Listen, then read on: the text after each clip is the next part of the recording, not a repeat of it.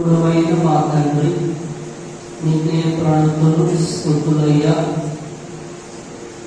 ఈవేళ ఆరాధనకు వచ్చిన వారికి 7 దీవెనలు దయచేయండి. రెండంతలుగా మేలు గిన్నె నిండి పొర్లేని దీవెనలు దయచేయండి. వచ్చిన వారిని బహుగా ఆశీర్వదించండి. నీ పరిశుద్ధాత్మ శక్తి వంటి నీ ఆత్మ పూర్ణత అందరికి దయచేయండి. దేవాలయంలోనికి వచ్చుట ద్వారా సంతోషము, ఆదరణ దయచేయండి. నా యొద్దకు వచ్చు వారిని నేనంత మాత్రము త్రోసివేయను అని సెలవించాను. ప్రయాసపడి భారం మోసుకొనుచున్న సమస్తమైన వారాలను నా యొద్దకు రండి, నేను మీకు విశ్రాంతి కలుగు చేతునని సెలవించాను. నా యొద్దకు రండి అని మీ ఆహ్వానమును బట్టి మీ పాదముల యొద్దకు వచ్చిన ప్రతి బిడ్డకు దీవెనలు, ఆశీర్వాదాలు ఇవ్వండి. సంఘమును ఇంకా అభివృద్ధి చేయండి. క్షేమాభివృద్ధినివ్వండి. వాక్యము ధ్యానము చేసుకొనుచుండగా మీ ఆత్మ సహాయం చేయండి. వాక్యము ద్వారా మాతో మాట్లాడండి. వాక్యమయున్న యేసు నామమున వేడుకొనుచున్నాము తండ్రి, ఆమేన్. అందరికీ మరణాతా. ప్రభు నామమున మీకందరకు కృపా సమాధానములు కలుగునుగాక. ఆమేన్. ఈరోజు దైవదూత దావీదు అనే అంశము ధ్యానం చేసుకుందాం. దైవదూత దావీదు. ఈరోజు మన పాట చెప్పండి. దైవదూత దావీదు. దావీదు గారి యొక్క లక్షణములు మనం ధ్యానం చేసుకుందాం. మొదటిగా భక్తుడైన సమూయేలుగా రాసిన మొదటి గ్రంథం 17వ అధ్యాయం 42వ వచనం చదువుకుందాం. చదువుకుందామా?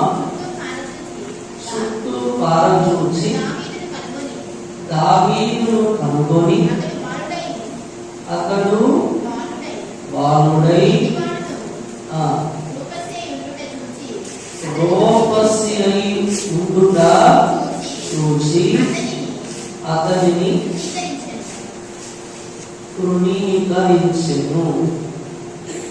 దావీదులో ఉన్న లక్షణములు ధ్యానం చేసుకుందాం. ఒకసారి అందరూ చూడండి. ప్రవక్త అయిన సమూయేలుగా రాసిన మొదటి గ్రంథం 17వ అధ్యాయం 42వ వచనం. చుట్టూ పారచూచి దావీదును కనుగొని అతడు బాలుడై ఎర్రటి వాడును. దావీదు గారు ఎర్రని వాడు. మొదటి మాట ఎర్రని వాడు అని బైబిల్ గ్రంథంలో దేవుడు రాయించారు. ఎర్రని వాడు. అలాగే రెండవ మాట మీరు చూస్తే చూడండి. రెండవ మాట భక్తుడైన సమూయేలుగా రాసిన మొదటి గ్రంథం 16వ అధ్యాయం 12వ వచనం. దావీదు యోదా బెత్లెహేము వాడగు ఎఫ్రాతీయుడైన యెష్షయి అనువాని కుమారుడు. యెష్షయికి 80 కుమారులు. అతడు సౌలు కాలమందు చెరులలో ముసలివాడై ఉండేది. అయితే యెషై యొక్క ముగ్గురు పెద్ద కుమారులు ఈ వాక్యంలో మీరు చూస్తే చక్కని నేత్రములు గలవాడు. రెండో మాట, దావీదు గారంట చక్కని నేత్రములు గలవాడు. అందరూ చెప్పండి, దావీదు గారంట చక్కని నేత్రములు గలవాడు. దైవజనులైన దేవదాసయ్య గారు కొన్ని నేత్రముల గురించి చెప్పారు. దావీదు గారి కన్నులంట ధ్యాన కన్నులు అని చెప్పారు. ఏ కన్నులంట? ధ్యాన కన్నులు. అలాగే సొలొమోను గారి కన్నులు జ్ఞాన కన్నులు. జ్ఞాన కన్నులు సొలొమోను గారి కన్నులు. పౌలు గారి కన్నులంట విశ్వాస నేత్రాలు. ఏ నేత్రములంట? విశ్వాస నేత్రములు. విశ్వాస నేత్రాలు. అలాగే మోషే గారి కన్నులు, యోహాను గారి కన్నులు ఆత్మ కన్నులు. మోషే గారి కన్నులు, యోహాను గారి కన్నులంట ఆత్మ కన్నులంట. మనందరం కూడా ఆత్మ కన్నులు, విశ్వాస నేత్రాలు, ధ్యాన కన్నులు, జ్ఞాన కన్నులు కలిగి ఉండాలి. అబ్రహాము గారంట దైవ దృష్టి గలవాడు అని దైవజనుడు దేవదాసయ్య గారు చెప్పారు. దైవ దృష్టి గలవాడు అబ్రహాము గారు. అలాగే లోతు లోక దృష్టి గలవాడు అన్నారు. అబ్రహాము గారంట దైవ దృష్టి గలవాడు. ఎవరు చెప్పండి? దైవ దృష్టి గలవాడు. లోతు ఎవరంట? లోక దృష్టి గలవాడు. మనందరం అబ్రహాము గారిలాగా దైవ దృష్టి కలిగి ఉండాలి. సమూయేలు గారు రాసిన మొదటి గ్రంథం 16వ అధ్యాయం 12వ వచనం ఇందాక పొరపాటు చదివారు. చూడండి, అతడు ఎర్రని వాడును, చక్కని నేత్రములు గలవాడును, చూచుటకు సుందరమైన వాడునై ఉండే. చూడండి, దావీదు గారంట ఎర్రని వాడు, చక్కని నేత్రములు గలవాడు. చక్కని నేత్రములు గలవాడు దావీదు గారు. మనం కూడా ఆత్మ కన్నులు సంపాదించుకోవాలి. దేవుని చూచే కన్నులు సంపాదించుకోవాలి. అలాగే మూడో మాట, సుందరమైన వాడు. దావీదు గారంట సుందరమైన వాడు. దేవుని బిడ్డలారా, దైవజనుడు దేవదాసయ్య గారు మోకాళ్ళు నలుపెక్కితే ముఖము తెలుపెక్కును అని చెప్పారు. మోకాళ్ళు నలుపెక్కితే ముఖం తెలుపెక్కును అని చెప్పారు. దావీదు గారు సుందరమైన వాడు.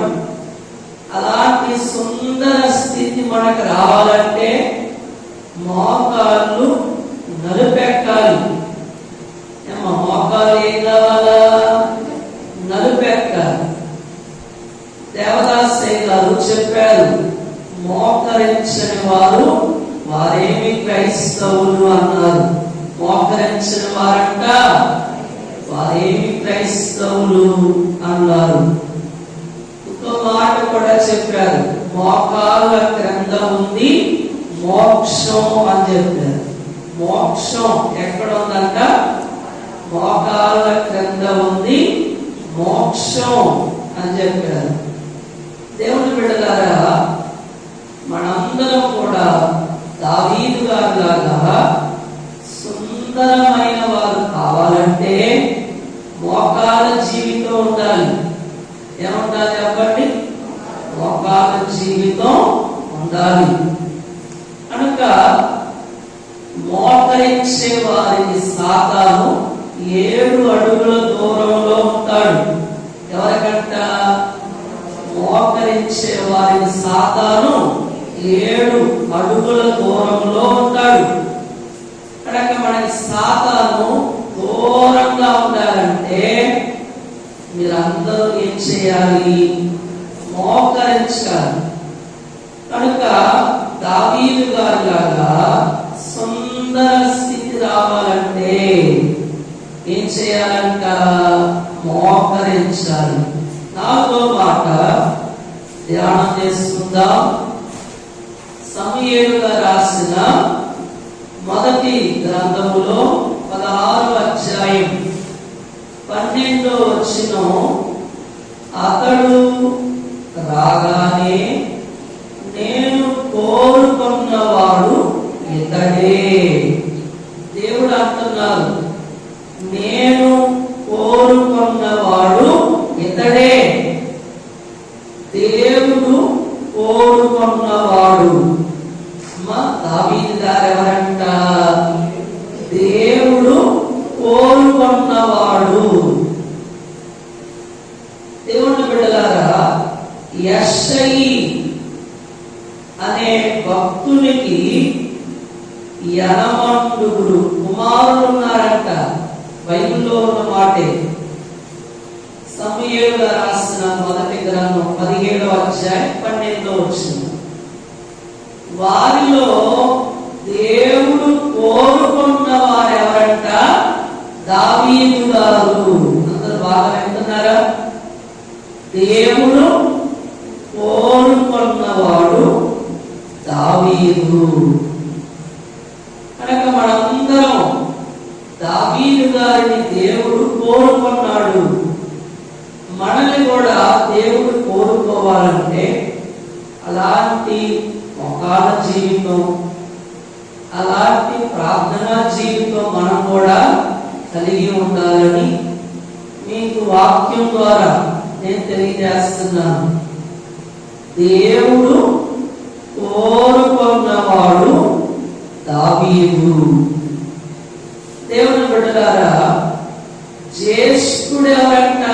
యెషయి గారికి జ్యేష్ఠుడు ఏలీయాబు, రెండోవాడు అబీనాదాబు, మూడోవాడు షమ్మా.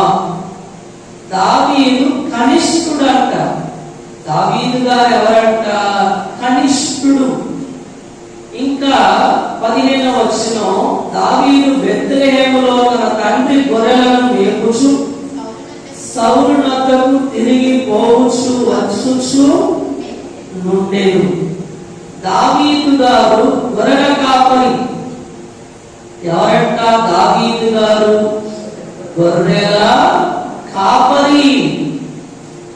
కానీ దేవుడంట ఎవరిని కోరుకున్నారు? యెషయి కుమారుల్లో జ్యేష్ఠ కుమారుని కోరుకోలా, ఎవరిని కోరుకోలేదంట. గొర్రెల కాపరి అయిన దావీదు గారిని కోరుకున్నాడంట. దేవుడు కోరుకున్నవాడు దావీదు. కనుక ఎంత గొప్ప లక్షణాలు ఉంటే దేవుడు కోరుకుంటారు చెప్పండి. ఎంతో మంది కుమారులు ఉన్నారు, కానీ ఎవరిని కోరుకోలా. దావీదు గారిని దేవుడు కోరుకున్నాడు. కోరుకున్నవాడు, దేవుడు కోరుకున్నవాడు దావీదు గారు.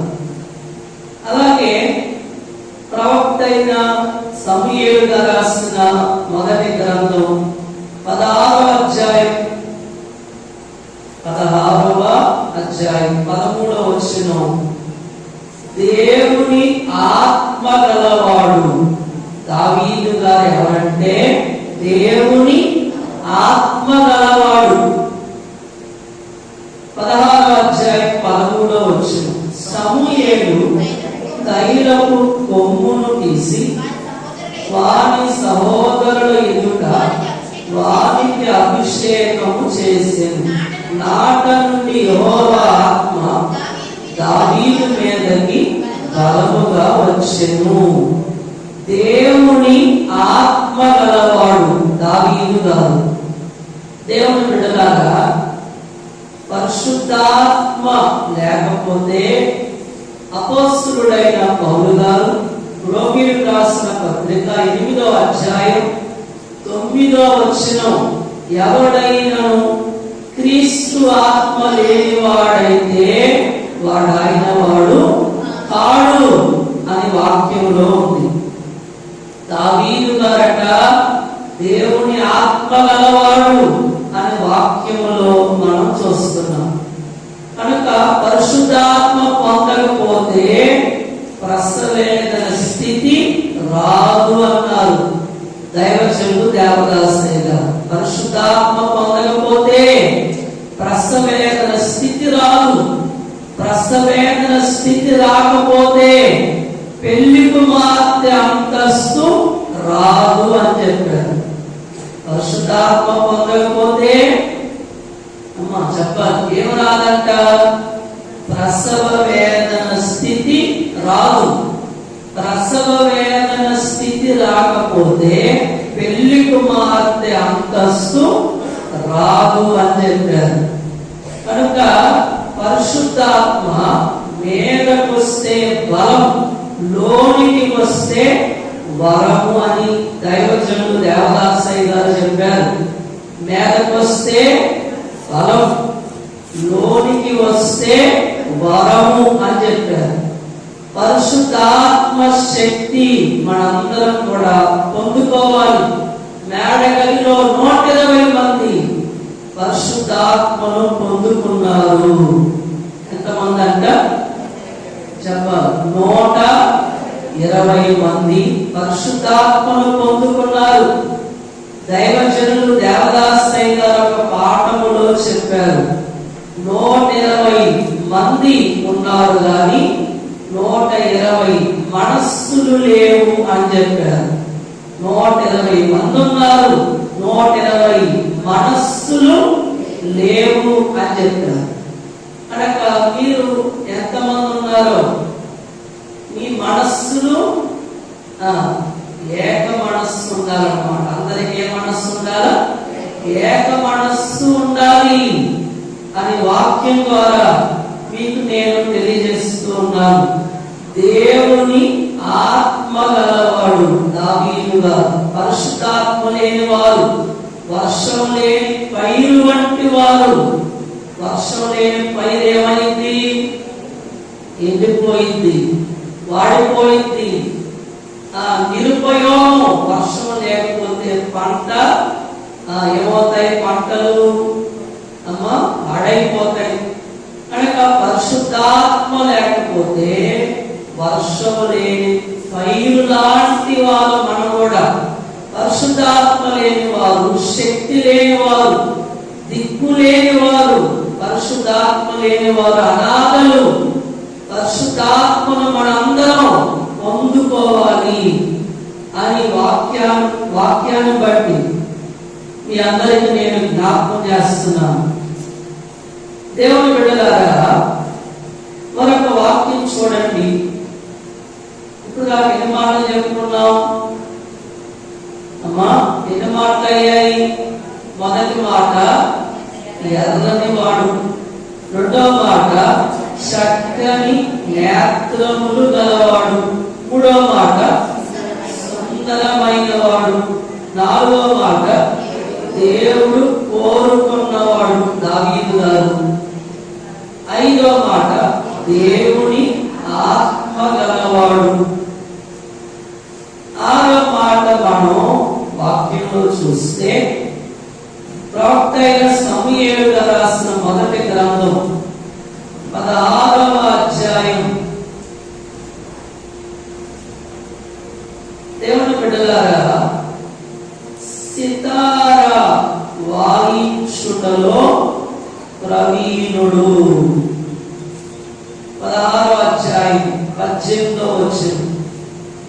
చిత్తగించుము, బెత్లెహేమీయుడైన యెషయి యొక్క కుమారులలో ఒకని చూచితిని, అతడు చమత్కారముగా వాయింపగలడు. దేవుని బిడ్డలారా, సితార వాయించుటలో ప్రవీణుడు దావీదు గారు. చమత్కారముగా వాయింపగలడు అని చూస్తున్నాం. సితార వాయించుటలో ప్రవీణుడంట. మనం కూడా మోషే గారు సకల విద్య ప్రవీణుడు, దావీదు గారు సితార వాయించుటలో ప్రవీణుడు. మనం కూడా ప్రార్థన చేయుటలో, సన్నిధి చేయుటలో, దేవుని ధ్యానించుటలో ప్రవీణులు కావాలి. మనం కూడా ఏం కావాలా చెప్పాలమ్మా? ఏం కావాలి? మీరు కూడా ప్రవీణులు కావాలి. కనుక ప్రవీణులు కావాలని వాక్యం ద్వారా నేను మీకు జ్ఞాపకం చేస్తూ ఉన్నాను. కనుక దావీదు గారట సితార వాయించుటలో ప్రవీణుడు. మరొక మాట, 7వ మాట, పరిశుద్ధుడైన సమూయేలు రాసిన గ్రంథము 18వ అధ్యాయం 5వ వచనం చూడండి. చదవండి. 18:5. దావీదు సౌలు తనను పంపిన చోట్లకెళ్ళను పోయి సుబుద్ధి కలిగి పని చేసుకొని వచ్చెను. సుబుద్ధి గలవాడు. వింటున్నారా అందరూ? దావీదు గారంట సుబుద్ధి గలవాడు, మంచి బుద్ధి గలవాడు. ఎవరంట దావీదు గారు? చెప్పండి. సుబుద్ధి గలవాడు. వాక్యంలో చూడండి. దావీదు సౌలు తనను పంపిన చోట్లకెళ్ళను పోయి సుబుద్ధి కలిగి పని చేసుకొని వచ్చెను. కనుక దేవుని బిడ్డలారా, సుబుద్ధి గలవాడు దావీదు గారు. కనుక ఏ చోటికి పంపించినా కూడా సుబుద్ధి కలిగి సౌలు అప్పగించిన పని చేసి వచ్చారంట దావీదు గారు. సుబుద్ధి గలవాడు, మంచి బుద్ధి గలవాడు. మనం కూడా మంచి బుద్ధి కలిగి ఉండాలి. దావీదు గారి లాగా ఏమంటారు? మనం కూడా మంచి బుద్ధి కలిగి ఉండాలి. కనుక మంచితనము కలిగి ఉండాలి మనం కూడా. దేవుని బిడ్డలారా, మరొక మాట మనం ధ్యానం చేసుకుందాం. సమూయేలు గారు రాసిన మొదటి గ్రంథము, పరిశుద్ధుడైన సమూయేలు గారు రాసిన మొదటి గ్రంథం 16వ అధ్యాయం 18వ వచనం. బహుశూరుడు దావీదు గారి గురించి ఉన్న మాట. అతడు బహుశూరుడును యుద్ధశాలి అని ఉంది. దావీదు గారంట బహుశూరుడు, యుద్ధశాలి. అంత చెప్పండి. బహుశూరుడు, యుద్ధశాలి అని వాక్యంలో ఉంది. కనుక దైవజనుడు దేవదాసయ్య గారు చెప్పారు, దావీదు గారి కంట 2 ఆయుధాలు ఇచ్చాడంట దేవుడు. దేవుని తోడు, దేవుని ఆత్మ అనే యుద్ధ ఆయుధాలు ఇచ్చాడంట దావీదు గారికి. ఏం ఇచ్చారు చెప్పండి? దేవుడు దేవుని తోడు, దేవుని ఆత్మ అనే యుద్ధ ఆయుధాలు దేవుడు ఇచ్చారు దావీదు గారికి. కనుక బహుశూరుడు. ఇంకా ఎవరు? యుద్ధశాలి. బహుశూరుడు, యుద్ధశాలి. కనుక దావీదు గారే ఎలుగుబంటిని చేశాడంట.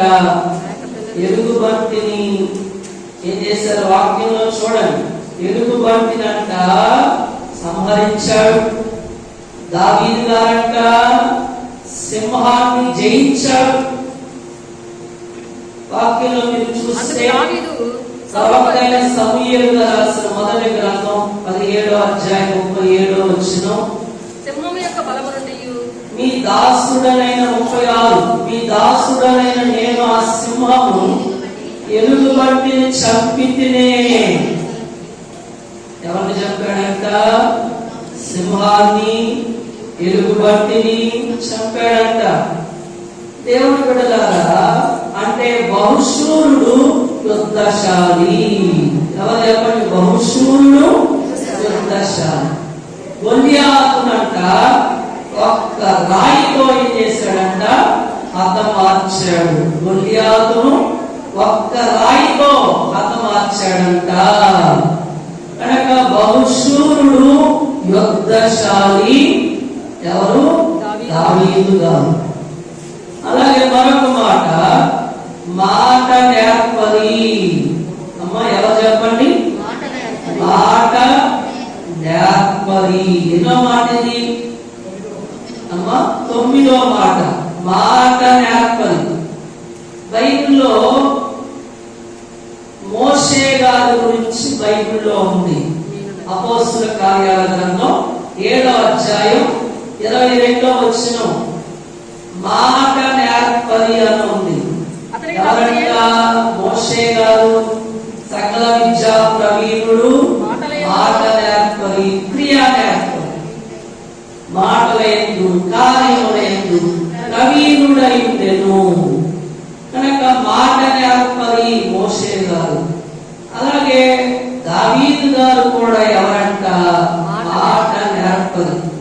మనందరం కూడా వాక్శుద్ధనే వరం పొందుకోవాలి.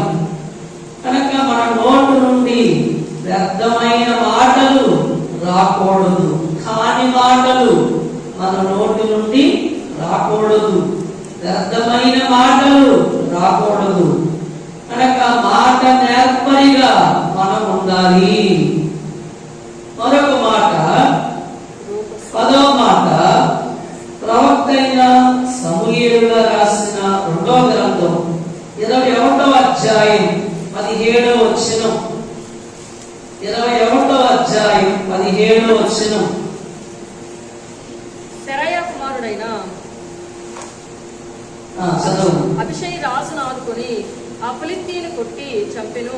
దావీదు జనులు దీన్ని చూచి ఇశ్రాయేలీయులకు దీపమగు నీవు పారిపోకుండునట్లు నీవు ఇక మీదట మాతో కూడా యుద్ధమునకు రావద్దని. చూడండి, ఇశ్రాయేలీయులకు ఎవరంట? దీపము. అందరనండి, దావీదు గారు దీపము వంటి వాడు. దీపము వంటి వారు దావీదు గారు. ఒక దీపములా ఉన్నాడంట. అమ్మ, దావీదు గారు ఎలా ఉన్నారు చెప్పండి? ఒక దీపము వంటి వారు. మనం కూడా ఈ దీపము వంటి వారు. బైబిల్లో ఇంకొక భక్తుని గురించి కూడా ఉంది.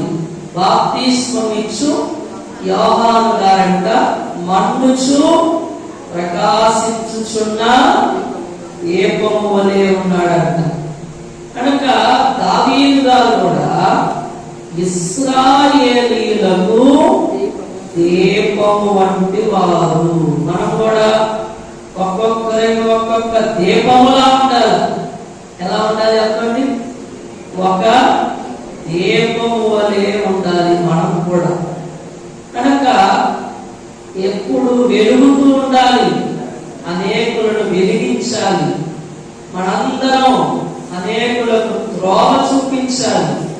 వాక్యము గురించి కూడా బైబిల్లో ఉంది. నీ వాక్యం నా పాదములకు దీపం.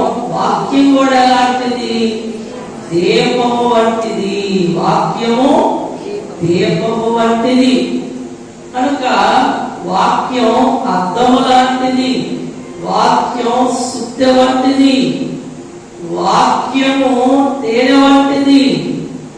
వాక్యము ఖడ్గము లాంటిది. దేవుని బిడ్డలారా, అలాగే దావీదు గారంట దీపము వలె ఉన్నాడు. మనందరం ఎలా ఉన్నాము? మనం కూడా ఎలా ఉండాలా? దీపములా ఉండాలా? ఎలా ఉండాలి చెప్పండి?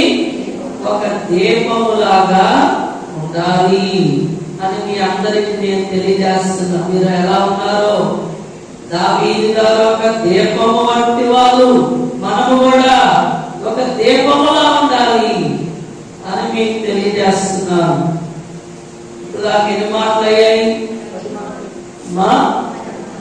10 మాటలు అయ్యాయి. 11వ మాట, ప్రవక్త అయిన సమూయేలు రాసిన మొదటి గ్రంథం 29వ అధ్యాయం చూడండి. 29వ అధ్యాయం 29వ అధ్యాయం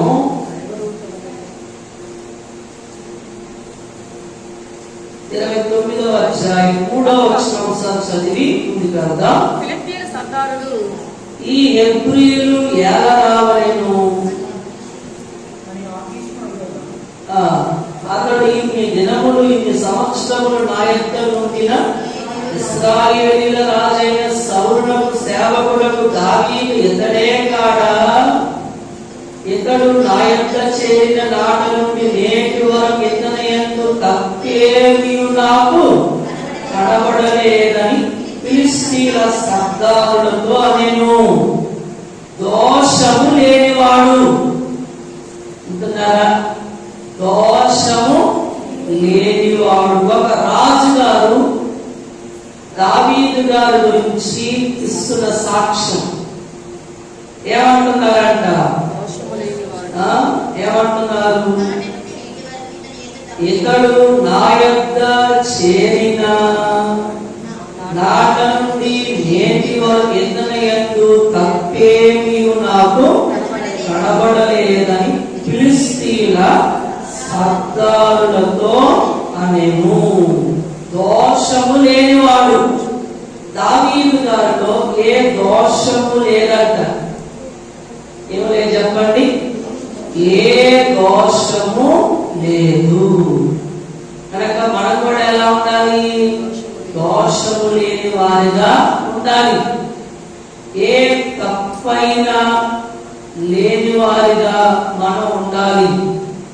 దేవుని బిడ్డలారా, వాక్యంలో మీరు చూస్తే పరిశుద్ధ గ్రంథములో కొన్ని మాటలు మీకు నేను జ్ఞాపకం చేస్తాను. కొన్ని మాటలు మీకు తెలియజేస్తాను. వాక్యంలో మీరు చూస్తే 130వ కీర్తన 3వ వచనంలో,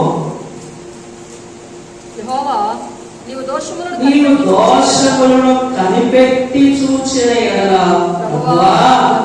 ఎవడు నిలవగలడు? దావీదు గారు అంటున్నారు, నీవు దోషములను కనిపెట్టి చూచిన ఎడల ప్రభువా ఎవడు నిలవగలడయ్యా నీ ఎదుట? దోషాన్ని కనిపెట్టి దేవుడు చూస్తే ఆయన ఎదుట ఎవరు నిలవగలరు?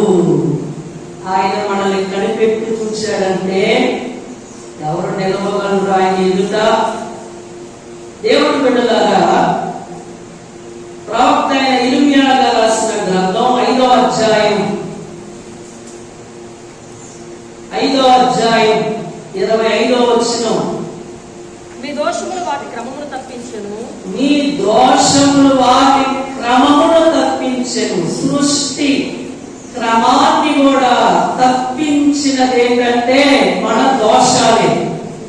సృష్టి క్రమాన్ని కూడా తప్పించింది ఏంటంటే మన దోషములే.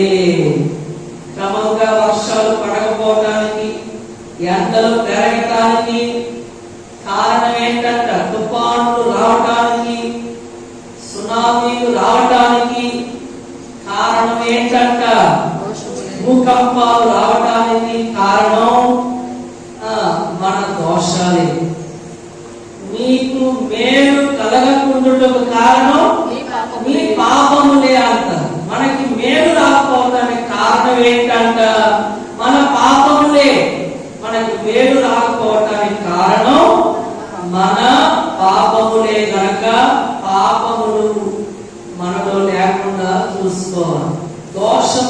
వారిగా మనం ఉండాలి. దైవజనులు దేవదాసయ్య గారు చెప్పారు, దేవుడు మనకు హక్కులు ఇస్తే మనం పాపం చేసి చిక్కులు తెచ్చుకున్నాం అని చెప్పాడు. దేవుడు అంట మనకి హక్కులు ఇస్తే మనం పాపము చేసి చిక్కులు తెచ్చుకున్నాం అని చెప్పాడు. దేవుడు మనందరికి హక్కులు ఇచ్చాడు. మనందరం ఏం చేశాం? పాపం చేసి చిక్కులు తెచ్చుకున్నాం. దావీదు గారు దోషము లేనివాడు. దేవుని బిడ్డలారా, ఇంకా మీరు వాక్యంలో చూస్తే ప్రవక్త అయిన యెషయా గారు రాసిన గ్రంథం 43వ అధ్యాయం 29వ వచనం, ఒకటో రాజుల గ్రంథం చూడండి, భక్తులు రాసిన రాజుల మొదటి గ్రంథం 8వ అధ్యాయం 46వ వచనం. 8వ అధ్యాయం 46వ వచనం. పాపము చేయని వాడు ఒక్కడునూ లేడు. వారు నీకు విరోధముగా పాపము చేసిన ఎడలనేమి నీవు వారి మీద కోపగించుకుని వారిని శత్రువుల చేతికి అప్పగించిన ఎడలనేమి వారు వీరిని దూరమైనట్టు కానీ దగ్గరైనట్టు గాని ఆ శత్రువుల దేశంలోనికి చెరగా కొనిపోయినప్పుడు వారు చెరగా కొనిపోబడిన దేశమందు తాము చేసిన దానిని మనస్సులకు తెచ్చుకొని మేము దుర్మార్గులు. దావీదు గారు దోషము లేనివాడు అని మనం వింటున్నాం. ఏమి లేనివారంట? అంత చెప్పాలి. దోషము లేనివాడు దావీదు గారు. మనం కూడా ఎలా ఉండాలి? అంత చెప్పండి అమ్మా. మనం కూడా ఎలా ఉండాలి? దోషము లేని వారిగా ఉండాలి. ఎలా ఉండాలి? మనందరం దోషము లేని వారిగా ఉండాలి అని వాక్యం ద్వారా నేను మీకు తెలియజేస్తున్నాను. బైబిల్లో మాట ఉంటది, ఒక్కసారే దావీదు గారు పాపం చేశాడు. ఎన్నిసార్లు అంట? చెప్పలమ్మ, ఎన్నిసార్లు? ఒక్కసారే. ఆ తర్వాత ఏం చేయలేదంట? పాపము చేయలేదు. అంటున్నారా అందరూ? ఆ తర్వాత ఏం చేయలేదంట? పాపము చెయ్యలేదు అని వాక్యములో దేవుడు రాయించారు. కనుక దోషము లేనివాడు. అందరికి అర్థమవుతుందా అమ్మా? దోషము లేనివాడు. మనలో కూడా ఏముండకూడదు? దోషము ఉండకూడదు. అందరికి మరణాత ఏముండకూడదు చెప్పండి? మనలో దోషము ఉండకూడదు. మరొక మాట మనం వివరించుకుందాం. యథార్థపరుడు. దావీదు గారంట యథార్థపరుడు. సమూయేలు రాసిన మొదటి గ్రంథం 29వ అధ్యాయం 6వ వచనం. కాబట్టి ఆకీషు దావీదును పిలిచి, యెహోవా జీవము తోడు, నీవు నిజముగా యథార్థపరుడవై ఉన్నావు. ఆకీషు దావీదును పిలిచి, యెహోవా జీవము తోడు, నీవు నిజముగా యథార్థపరుడవై ఉన్నావు. దావీదు గారు యథార్థపరుడు. ఎవరు చెప్పండి? యథార్థపరుడు దావీదు గారు. మనం కూడా ఏముండాలి? మనలో కూడా యథార్థత ఉండాలి. ఏముండాలి చెప్పండి? యథార్థంగా మనందరం ఉండాలి. ఒక వాక్యంలో మనం చూస్తే భక్తులు రాసిన దినవృత్తాంతాల మొదటి గ్రంథం 29వ అధ్యాయం 17వ వచనం. నా దేవా, నీవు హృదయ పరిశోధన చేయుచు యథార్థవంతులు యందు ఇష్టపడుచున్నావని నేను ఎరుగుదును. దేవునికి ఎవరంటే ఇష్టం? యథార్థవంతులు అంటే ఇష్టం.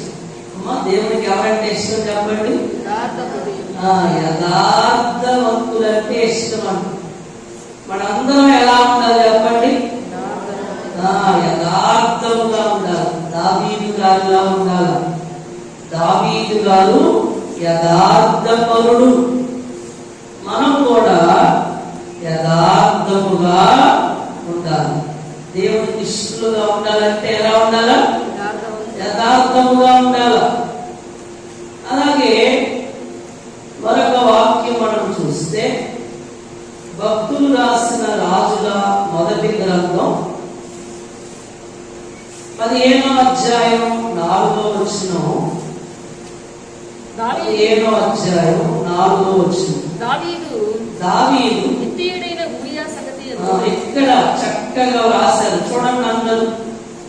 దావీదు హిత్తీయుడైన ఊరియా సంగతి యందు తప్ప తన జీవిత దినములన్నీ యెహోవా దృష్టికి యథార్థంగా నడుచుకొనొచ్చు. యెహోవా అతనికి ఇచ్చిన ఆజ్ఞలలో దేని విషయమందును తప్పిపోకుండెను. దేని విషయంలో తప్పిపోలేదంటే ఇంకా మనందరం ఎలా ఉన్నాము? ఒక్క ఊరియా విషయంలో తప్ప మరి దేని యందు తప్పిపోలేదంట. యథార్థంగా ఉన్నాడంట దేవుని దృష్టికి. మనం కూడా దేవుని దృష్టికి ఎలా ఉండాలి? యథార్థముగా ఉండాలి. మనుషుల దృష్టికి యథార్థంగా ఉండాలి. దేవుని దృష్టికి యథార్థముగా ఉండకపోతే అంతా వ్యర్థం. కనుక దేవుని దృష్టికి మనందరం ఎలా ఉండాలి? యథార్థముగా ఉండాలి. సామెతల గ్రంథము జ్ఞాని అయిన సొలొమోను గారు రాసిన సామెతల గ్రంథం 2వ అధ్యాయం 6వ వచనం. యెహోవాయే జ్ఞానమిచ్చువాడు, తెలివి వివేచనయు ఆయన నోట నుండి వచ్చును. ఆయన యథార్థవంతులను వర్ధిల్ల చేయను. యథార్థవంతులను వర్ధిల్ల చేస్తాడు ఆయన.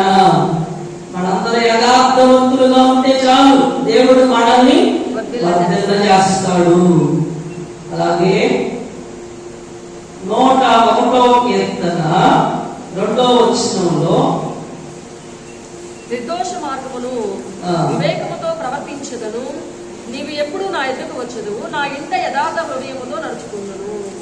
నా ఇంట యథార్థ హృదయముతో నడుచుకుందును. దావీదు గారు అంటున్నారు, నేను యథార్థ హృదయముతో నడుచుకుంటాను అని అంటున్నారు. మనం కూడా ఎలా ఉండాలి చెప్పండి?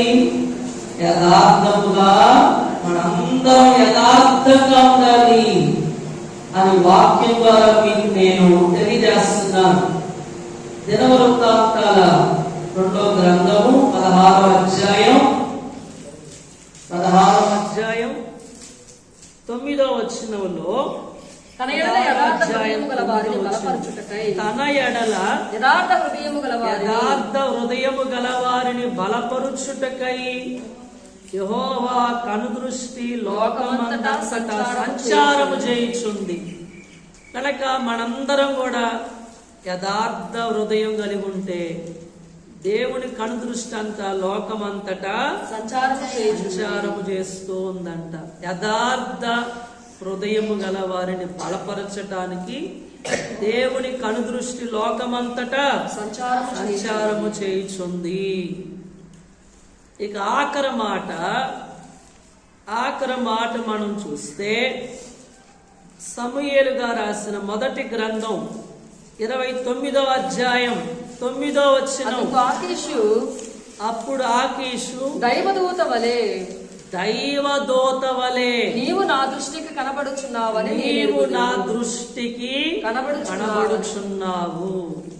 దావీదు గారంట దైవదూత వంటి వారు. ఎవరు చెప్పండి? దైవదూత వంటి వారు దావీదు గారు. కనుక ఎలా కనపడుతున్నాడంట? ఆకీషు దృష్టికి ఎలా కనపడుతున్నారంట? ఒక దేవదూతలా కనపడుతున్నారంట. మనము కూడా ఎలా ఉండాలి చెప్పాలమ్మా? ఎలా ఉండాలి? దేవుని దూతలా ఉండాలా? ఎలా ఉండాలి చెప్పండి? దేవుని దూతలాగా కనపడాలి. దావీదు గారు దైవ దూత వంటి వారు. ఎవరు చెప్పండి? దేవదూత వంటి దైవ దూత వంటి వారు. మనం కూడా ఈ పేరు ఒకరికి ఉంది. బాప్తిస్మం ఇచ్చి యోహాను గారికి ఈ పేరుంది. ఏం పేరంట? దేవుని దూత. దేవుని దూత. కనుక మనము కూడా ఎలా ఉండాలి చెప్పండి? దేవుని దూత వలె ఉండాలి అని వాక్యం ద్వారా మీ అందరికీ నేను తెలియజేస్తున్నాను. అనేక లక్షణాలు దావీదు గారిలో ఉన్న అనేక లక్షణాలు ఈరోజు మీరు విన్నారు. ఇంకొక మాట కూడా బైబిల్లో ఉంది చూడండి.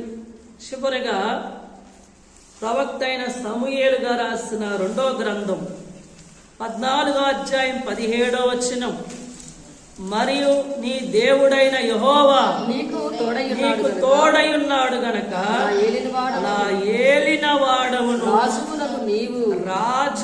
రాజవునగు నీవు దేవుని దూత వంటి వాడవై మంచి చెడ్డలన్నీ